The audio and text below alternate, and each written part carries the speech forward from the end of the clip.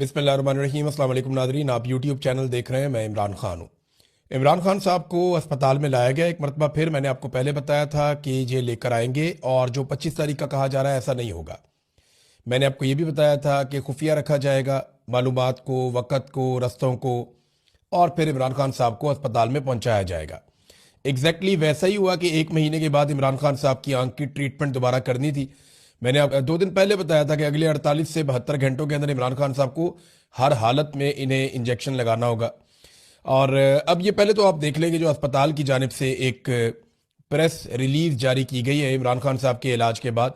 आप देखें कि आधी रात को पेशेंट आता है, आधी रात को उसे चेक करते हैं, आधी रात को उसका ट्रीटमेंट करते हैं और आधी रात को ही प्रेस रिलीज जारी कर दी जाती है। कितना प्रेशर होगा इस पूरे सिस्टम के ऊपर। वैसे तो ये प्रेस रिलीज पहले से लिखी हुई थी, लेकिन मैं आपको फिर भी बता देता हूँ। वो कहते जी, इमरान अहमद खान न्याजी उम्र 74 साल को 24 फरवरी 2026 को आंखों के इलाज के फॉलोअप की गर्ज से पिम्स अस्पताल लाया गया, जहां उन्हें एंटी VEGF एंट्रा वर्ट्रियल इंजेक्शन की दूसरी डोज दी गई। प्रोसीजर से कबल माहिरीन पर मुश्तमिल एक बोर्ड ने उनका मुआयना किया, जिसमें कंसल्टेंट कार्डियोलॉजिस्ट शामिल थे, जिन्होंने इकोकार्डियोग्राफी और ECG भी की, जिसके नताइज नॉर्मल आए। इस दौरान कंसल्टेंट फिजिशियन ने भी इमरान खान का मुआयना किया और इमरान खान को तिब्बी तौर पर स्टेबल पाया।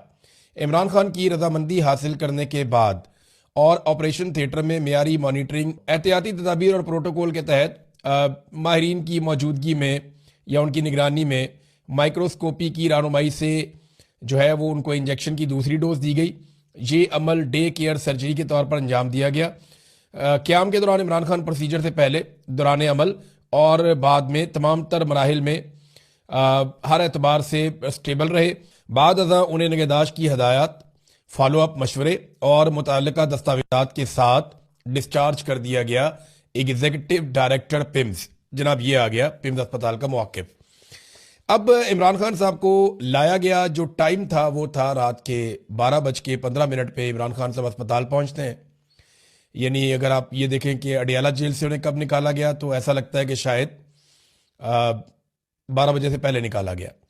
और 12:15 पे इमरान खान साहब गाड़ियों के एक काफिले में अस्पताल पहुंचे, पिम्स अस्पताल में। और इंतजामात इस तरह के थे कि अस्पताल का वो सारा हिस्सा जो है उसे ब्लैकआउट किया गया था, जहां पे इमरान खान साहब को लाया गया। जिस रास्ते का इंतखाब किया गया वो रास्ता नॉर्मली बंद रहता है, खुला हुआ नहीं होता। उस रास्ते से इमरान खान साहब को लाया गया और लाने और ले जाने के लिए मुतबादल रास्ते भी रखे गए थे कि अगर खुदा न खास्ता कोई सिचुएशन बनती है तो इमरान खान साहब के लिए दूसरा रास्ता भी। देखें ना, इमरान खान को सिर्फ खतरा ये नहीं है, वो एक बहुत बड़ा लीडर है। उसने दुनिया से भी टक्कर ली हुई है, पाकिस्तान की एस्टेब्लिशमेंट से भी ली हुई है। तो इमरान खान को कोई भी नुकसान पहुंचाने की खुदा न खास्ता कोशिश कर सकता है।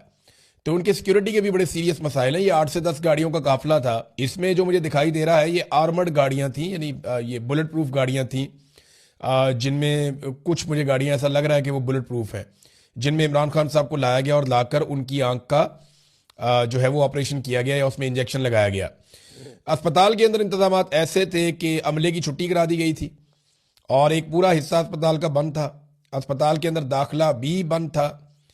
कुछ डॉक्टर से रब्ता हुआ तो उन्होंने बताया कि जनाब कि आज उन्हें काम पे आने से पहले ही मना कर दिया गया था। तो रात के अंधेरे में इमरान खान साहब को लाया गया। इमरान खान साहब का रवैया कैसा था डॉक्टर्स के साथ, इस पे बहुत थोड़ी मालूमात मिली है, लेकिन ये मालूमात मिली है कि वो खासे पुरएतमाद थे और बड़े पुरसकून थे। किसी किस्म की बेचैनी इमरान खान साहब को नहीं थी, बड़े कॉन्फिडेंट थे और उन्होंने अमले से बड़ी मुख्तसर बातचीत की। और एक सोर्स ने यह भी बताया कि ऐसा लगता था कि डॉक्टर मजीद बात करना चाहते हैं, लेकिन वहां पे माहौल ऐसा नहीं था। देखिए, सारा का सारा अस्पताल तो यरगमाल बना लिया गया था। अस्पताल के जो डॉक्टर हैं, जो अमले के बाकी लोग हैं, उन्हें तो छुट्टी दे दी गई थी। बाकायदा उन्हें अस्पताल की इंतजामिया ने रब्ता करके कह दिया था कि आपने आज नहीं आना। और उनकी जगह पे वहां जो लोग ड्यूटी पे थे वो इंटेलिजेंस एजेंसियों के लोग थे और उन्होंने पूरे अस्पताल को जो है वो कंट्रोल किया हुआ था, डॉक्टरों और सर्जन समेत। तो इमरान खान साहब जो है वो उनसे अगर कोई बात करना भी चाहता था तो ऐसी सूरत हाल में कौन बात कर सकता है, वो बात कर नहीं सकता। पाकिस्तान तहरीक इंसाफ को टाइम से पता चल गया था कि इमरान खान साहब को अस्पताल लाया जा रहा है। वो ऐसे कि जिन डॉक्टरों को छुट्टी दी गई उन्होंने फौरी तौर पर अपने मुख्तलिफ जराए से रब्ता किया और उन्हें बताया जनाब कि हमें छुट्टी दे दी गई है, आज कुछ होने जा रहा है। और जब उन्होंने आपस में रब्ता किया मुख्तलिफ डॉक्टर्स ने और अमले ने, तो उन सबको कंफर्म हो गया कि छुट्टी सिर्फ एक को नहीं मिली, सबको मिल गई है और ज्यादातर लोगों को वहां से निकाल दिया गया है। तो ये बात पाकिस्तान तहरीक इंसाफ तक पहुंच गई थी कि इमरान खान साहब को अस्पताल लाया जा रहा है। लेकिन आप देखें ना कि उन्होंने इसके ऊपर किसी किस्म की सियासत नहीं की। यानी एक बात तो आज कंफर्म होगी कि पाकिस्तान तहरीक इंसाफ पर, इमरान खान साहब की फैमिली पर जब ये इल्ज़ाम लगाया जाता है कि ये इमरान खान साहब की सेहत के ऊपर सियासत कर रहे हैं, तो ये इल्ज़ाम अब नहीं लगाया जा सकता। तहरीक इंसाफ को पता भी चल गया, इसके बावजूद तहरीक इंसाफ ने ना कोई कॉल दी, ना कोई वहां पे आया, ना उन्होंने किसी किस्म का कोई खलल डाला हुकूमत के काम में, और वो इमरान खान साहब के इलाज के ऊपर सियासत नहीं करना चाहती है, बज़ाहिर अब दिखाई दे रहा है। जो इमरान खान साहब की पार्टी है या उनकी फैमिली है, उनके मुतालबात नहीं माने गए। और मुतालबात ना मानने में जो दो अहम चीज़ें हैं, एक तो यह है कि फैमिली की मौजूदगी नहीं थी जब इमरान खान साहब को इंजेक्शन लगाया गया या उनका इलाज करवाया गया पिम्स अस्पताल से, और ना ही अलशिफा में लेकर गए जहां पे इमरान खान साहब की फैमिली मुतालबा कर रही थी। नंबर दो, जो ज़ाती डॉक्टरों की मौजूदगी में कहा गया था कि इमरान खान साहब के अपने डॉक्टर्स भी आए जिनकी मौजूदगी में टेस्ट हों और एग्जामिन किया जाए, अब वो भी ख्वाहिश पूरी नहीं की गई। इमरान खान साहब के कहने के बावजूद, उनका पैगाम भिजवाने के बावजूद ऐसा नहीं किया गया। लगता है कुछ छुपाया जा रहा है। देखिए, इमरान खान साहब की सेहत के हवाले से हमारे पास वही मालूमात है जो सरकारी डॉक्टर्स दे रहे हैं। इमरान खान साहब की सेहत के हवाले से हमारे पास वही मालूमात है जो पाकिस्तान की हुकूमत और एस्टेब्लिशमेंट दे रही है। इसके बाहर हमारे पास कोई मालूमात नहीं है। अब तक जो वफाकी वुज़रा हैं उनको भी जो मालूमात मिलती हैं वो उतनी ही मिलती हैं जितनी मालूमात एजेंसियां चाहती हैं कि उनके पास पहुंचे, और जो उन्हें कहा जाता है वो बेचारे वही कह देते हैं। बड़ी मुख्तसर सी इमरान खान साहब से बातचीत हुई, वहां पे जो डॉक्टर्स वगैरह मौजूद थे उनके साथ, लेकिन इमरान खान साहब पुरसकून थे। देखिए, अगर इमरान खान साहब बिगड़ जाते ना तो दबाव बढ़ सकता था, लेकिन इमरान खान साहब ने भी अपने इलाज के मामले में किसी किस्म की सियासत नहीं की। इसका मतलब यह है कि इमरान खान साहब बड़ी संजीदगी के साथ अपना इलाज करवा रहे हैं और वो इस पे सियासत नहीं करना चाहते कि वो बीमार हो गए हैं या उनकी आंख खराब हो गई है। यानी नवाज शरीफ बनने का बिल्कुल ही मूड नहीं है इमरान खान साहब का, और वो इसके बारे में जो उनको डील ऑफर की गई वो उसके लिए भी तैयार नहीं है। देखिए, ये वक्त गुजर जाएगा, इमरान खान साहब की आंख के साथ जो भी हुआ वो इस मामले से भी निपट लेंगे। इससे अगर वो निकल जाएंगे इंशाल्लाह, तो उसके बाद इमरान खान भी यहीं पे है और सियासत भी यहीं पे है और एस्टेब्लिशमेंट भी यहीं पे है और ये सियासी जमातें भी यहीं पे हैं। इमरान खान ये फैसला कर चुके हैं कि वो इस निज़ाम को एक मरतबा शिकस्त देंगे। 2024 के इलेक्शन में तो ये शिकस्त हो चुकी है, लेकिन तस्लीम नहीं की गई। अब अवाम के साथ मिलकर वो दोबारा शिकस्त देंगे। आज अब मुलाकात का दिन है। देखें, आज इमरान खान साहब की बहनें मिलने के लिए जाएंगी, फैमिलियों की मुलाकात का दिन है। होता यह है कि इमरान खान साहब की मुलाकात बुशरा बीबी से भी होती है इसी दिन, और बुशरा बीबी से मुलाकात के बाद इमरान खान साहब की मुलाकात उनकी फैमिली से होती है, जबकि बुशरा बीबी की मुलाकात उनकी फैमिली के साथ होती है। लेकिन लंबा अरसा हो गया है इमरान खान साहब की फैमिली की या उनकी पार्टी के लोगों की इमरान खान साहब से मुलाकात नहीं करवाई जा रही, जबकि जो बुशरा बीबी है उनकी फैमिली के साथ मुलाकात होती है। उनकी बेटी और दीगर एक दो लोग मिलने के लिए जाते हैं, तो उनके जरिए से सिर्फ खैर खबर इमरान खान साहब की बाहर आती है। अब आज कुछ इस किस्म के दावे किए जा रहे हैं और ज्यादातर टाउट लोग ये दावे कर रहे हैं कि इमरान खान साहब की जो अहलिया हैं बुशरा बीबी, शायद उनकी मुलाकात भी ना करवाई जाए। लेकिन दो चीजें हो सकती हैं ना। अब बुशरा बीबी जब इमरान खान साहब से मिलती हैं तो उसके बाद वो अपनी फैमिली को मिलती हैं, तो फिर वो अपनी फैमिली को पैगाम दे सकती हैं।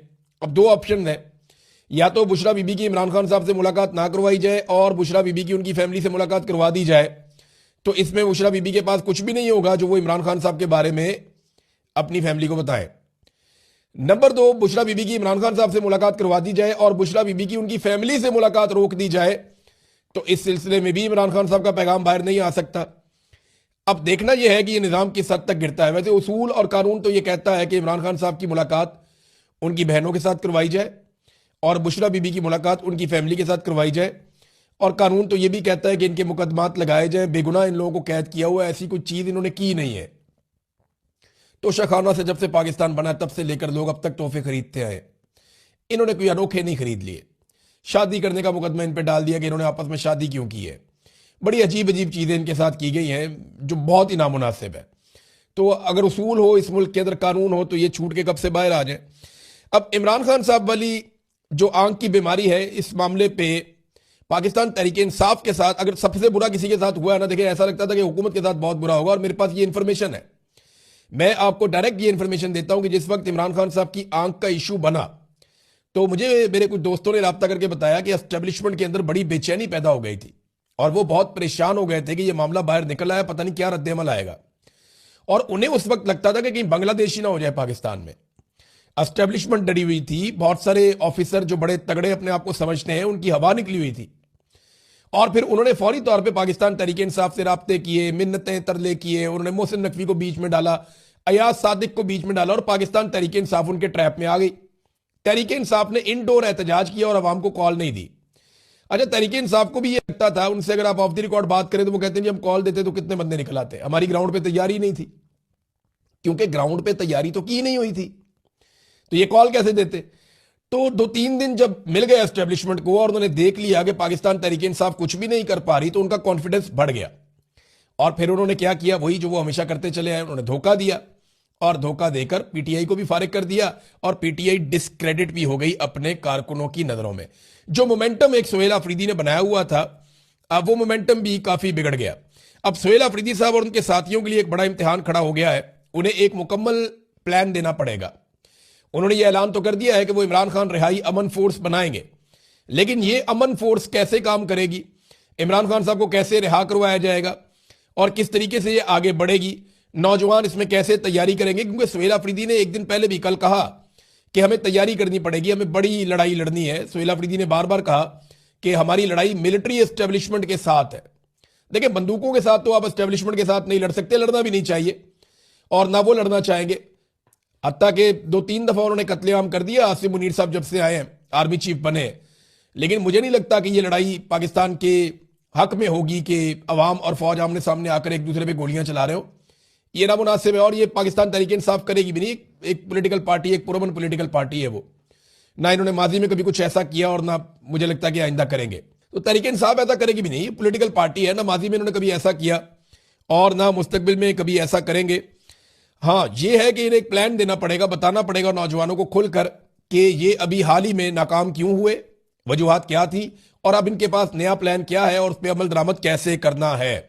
सुप्रीम कोर्ट ऑफ पाकिस्तान के बाहर एक इन्होंने धरना देने का फैसला किया कि रोजाना की बुनियाद पर धरना दिया जाएगा, उससे क्या फर्क पड़ेगा। इन जजों को कोई फर्क नहीं पड़ता, ये जज मेरिट के ऊपर आए ही नहीं। जिन जजों को फर्क पड़ता था वो इस्तीफे देकर घरों को चले गए, यानी जो बड़े बड़े जजेस थे जिनके बड़े बड़े नाम थे वो इस्तीफे देकर अपने घरों को चले गए। जो जजेस जहां बैठे हुए हैं उन्हें तो कोई फर्क नहीं पड़ता, जिनके पास इस वक्त ताकत है, जिनके पास इस वक्त इख्तियार है, जो दोनों अदालतों को, चाहे वो आईनी अदालत है चाहे वो सुप्रीम कोर्ट ऑफ पाकिस्तान है, जो उन्हें कंट्रोल करते हैं, तो उनके पास तो इख्तियार भी कोई नहीं है इस वक्त। यानी वो तो एस्टेब्लिशमेंट के ऐसा लगता है कि इशारों पे चल रहे हैं। और सुप्रीम कोर्ट के बाहर धरना देने से नहीं, अगर वकला खड़े हो जाए और वकला अपनी जिम्मेदारी संभाल लें कि उन्होंने इमरान खान साहब के केसेस लगवाने हैं और इंसाफ लेना है, तो फिर कुछ हो सकता है। देखिए, वकील इमरान खान के नाम के ऊपर कोई ना कोई ग्रुप वोट ले रहा होता है हर वक्त, लेकिन वो इलेक्शन के बाद बिल्कुल इमरान खान को भूल जाते हैं। इमरान खान साहब के केसेस तक नहीं लगा पा रहे। अगर आप वकीलों के अंदर ये इलेक्शन करवा देना कि नवाज शरीफ या इमरान खान, तो मेरे ख्याल में वकीलों में भी 70-80% वोट लेकर इमरान खान जीत जाएंगे, जरदारी को, नवाज शरीफ को, सबको शिकस्त दे देंगे। लेकिन दूसरी तरफ अगर आप देखें कि क्या वकील इमरान खान साहब के लिए खड़े होते हैं, तो अफसोस की बात यह है कि नहीं खड़े होते और उन्होंने अपनी जिम्मेदारी अदा नहीं की। अगर वो ये करते तो ये हो जाता कि इमरान खान साहब के कम से कम केसेस लगवाने में वो कामयाब हो जाते। नाज़रीन, ये तो थी पाकिस्तान की सूरत हाल। अब आ जाए जरा थोड़ा सा, 1-2 खबरें मेरे पास इंटरनेशनल है, मैं आपके सामने रख देता हूं।